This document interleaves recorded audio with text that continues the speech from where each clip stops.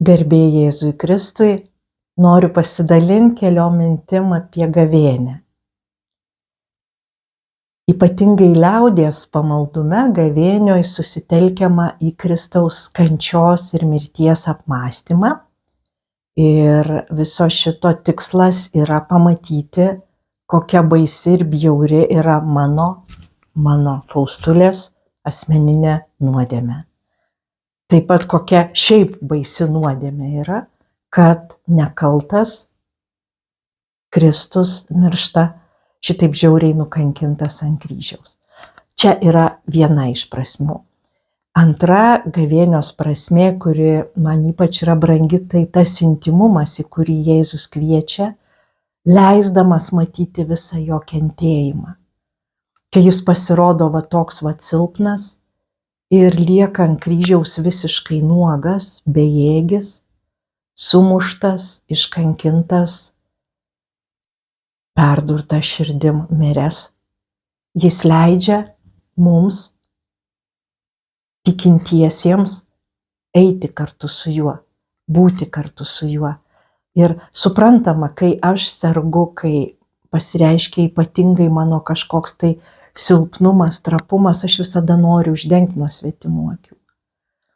Tik patys artimiausi, kad būtų šalia, kad jie žinotų mano kentėjimus, tai mes esam pakviesti būti tie Jėzaus artimiausi.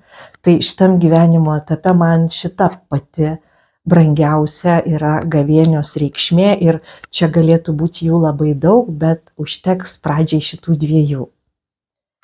Ir kryžiaus kančios apmąstymas, kryžiaus kelias, skaitiniai, kas neima savo kryžiaus ir neseka manimi, paklydėlio sūnaus sugrįžimas į gailestingo tėvo namus, daugybė dalykų, kuriuos mums pateikia Evangelija per gavėnios laiką, ypatingai pranašų žodis skambantis apie tai, kas atsitinka, kai nuodėmė ateina į tautą, kaip tos nuodėmės pasekmės sužeidžia visą tautą, kaip atsitinka tremtis, užkariavimai, praradimai, nerimas, badas, kas tik nori. Tai dėl to gavėnios metu mes darome kažkokius veiksmus, kad mažintume nuodėmę savo gyvenime. Pirmiausiai tai ruošiamės išpažinčiai, kur galim išpažinti su tvirtu nusiteikimu taisytis, keistis ir priimti tą Dievo atleidimą, kuris ateina per Jėzaus kryžių. Bet kitas dalykas irgi taip pat labai labai svarbus, kad mes apmąstydami tuos slėpinius mokomės gyventi, nes žmogaus gyvenimą sudaro ne tik kasdienis gyvenimas, įprastas, malonus, rutina, bet ir įvairūs kentėjimai ir mirtys, netektys. Ir susidūrę su šiais dalykais mes išgyvenam sunkumą. Mums reikia suteikti tiem dalykam prasmę. Tai apmąstydami, kad Jėzus savo noru, nekaltas, atiduoda gyvybę už mane, už kiekvieną žmogų ir eina tokį kelią ir leidžia matyti jo silpnumą ir dar daugybę dalykų ten vyksta, mes mąstydami tuos dalykus karts nuo karto įeiname į tą logiką. Jėzaus gyvenimo perspektyva apsigyvena mumyse ir tada mums yra lengviau savo aplinkoj, savo kasdienybėj ir ypač kai yra tie ilgi, sunkus periodai ištverti, rasti prasmę. Tai gavėnios grožis yra, kad yra kelias ir suprantama, kad mes, kai išeinam kelią kažkokį tai keliauti, tai einam į tikslą. Tai kur mes ateit turim per gavėnią, tai ateiti į Kristaus prisikėlimo šventę. Ir kentėjimai, ir matom ir paties Jėzaus išgyvenimai yra tikrai labai skaudus. Jisai pats labai išsigandęs prieš savo kančią eina melstis į Alyvų kalną ir prašo, tėve, gal kažkaip čia galima kitaip susitvarkyti su šituo reikalu. Ir paskui jisai supranta, kad ne, kad vat jis turės nueiti šitą kelią. Ir tada jisai ryžtingai eina. Ir jis žino, kodėl tai daro. Kad tai yra jo misija. Mes, ar įkliuvę į situacijas, kai esame šalia labai kenčiančių mūsų brangių žmonių, palydime juos per gyvenimo pabaigos paskutinės dienas per mirtį, taip pat esame apdovanojami viltimi, kad tai yra tik kelio dalis, kuri neišvengiamai baigsis prisikėlimu. Ir pats viltingiausias dalykas yra, kai Jėzus yra ant kryžiaus ir šalia jo kabo 2 nusikaltėliai. Ir jie gavo mirties bausmę už nusikaltimus. Jėzus yra vienas teisusis tarp jų. Jie taip kalbasi, sako, va šitas tai nekaltas čia kenčia, o mudu tai teisingai gavome tokią bausmę. Ir tada vienas atsisuka ir sako, viešpatie atsimink mane, kai nueisi į savo tėvo karalystę. Jėzus sako, tau pažadu, dar šiandien su manim būsi rojuje. Ne tai, kad sako, tu dabar esi, žinai, nusikaltėlis ir kenti taip, kaip tau reikia, aš gal kažkaip biškį pasistengsiu ir kaip nors tave įtaisysiu į tą skaistyklą, ne visai į pražūtį. Tai čia yra mums didžiulė viltis, kad ne dėl mūsų dorybių, ne dėl mūsų kažkokių pasiekimų, ne dėl mūsų išminties ar praktikų religinių, bet dėl atsiverimo Kristui, kuris kenčia, miršta ir prisikelia, mes taip pat esame išgelbėti ir ne tik tą paskutinę valandą, bet šią valandą, kada mūsų aplinkoje arba mūsų kūne, mūsų kaulus ištinka kentėjimai.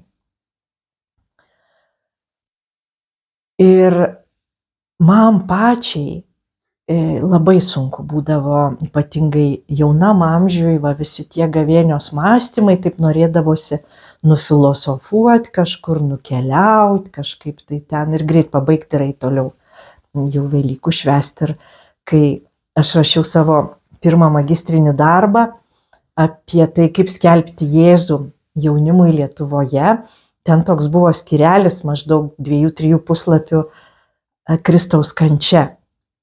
Ir žinokit, kai aš turėjau tą skyrelį rašyti, aš tiesiog nieko nesuprasdavau, ką tie tekstai sako.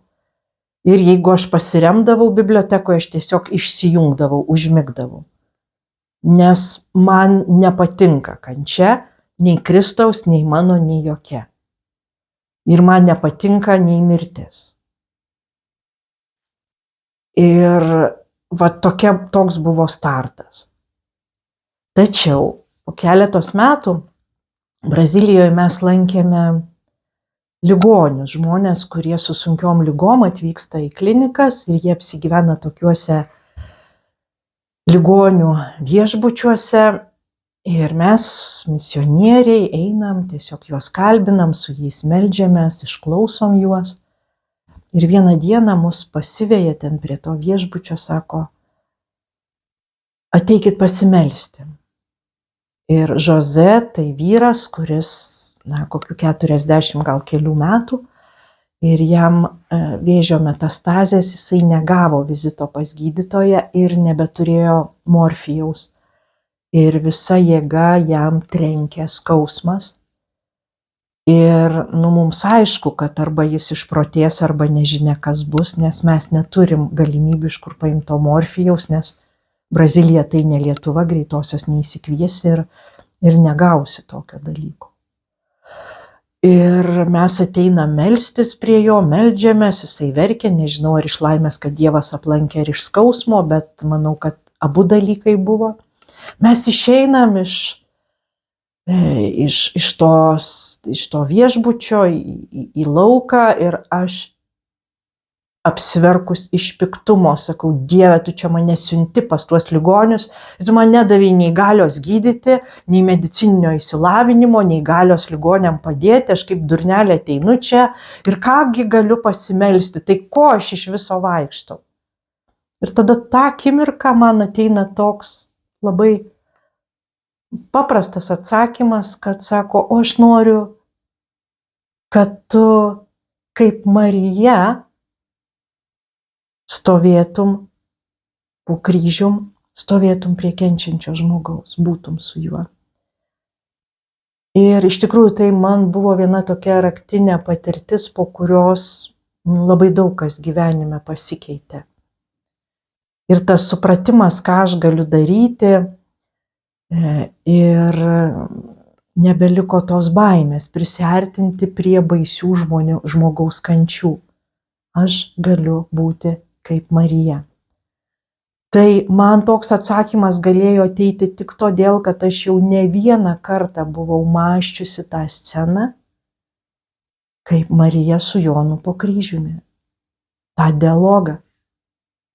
Ir jeigu aš to niekad nebūčiau mąsčius, jeigu aš nebūčiau apie tai galvojus, toks atsakymas man būtų negalėjęs ateiti. Tai per gavėnią ir eidami per savo kentėjimus, mes vienu metu regime kelias perspektyvas. Pirmoji tai yra ta visa skausmo, kančios, netekties galia, kuri tiesiog trenkia žmogui jo kūną, jo būtį, paliečia jo psichiką ir ateina visokios keisčiausios mintys. Ir Jėzus parodė, kad ir jam lygiai taip pat buvo. Tačiau yra antroji perspektyva, kad aš turiu tikėjimą Kristumi, kuris prisikėlė ir per krikštą aš jau dalyvauju jo prisikėlime. Tai bet kuris kentėjimas neišvengiamai baigsis dangumi, neišvengiamai baigsis amžinybė. Ir kuo šita viltis yra tvirtesnė, ir kuo yra tvirtesnis suvokimas, kad aš ne viena einu per savo kentėjimus, kad Viešpats jau praėjo, jau jisai buvo, aš seku paskui, tuo daugiau aš turiu resursų atrasti jėgų savo kiekvienai dienai, kai tai vyksta su manim, arba jėgų būti su tuo, prie kurio aš privalau būti. Šiomis mintimis pasidalinau dėl to, kad noriu jūs pakviesti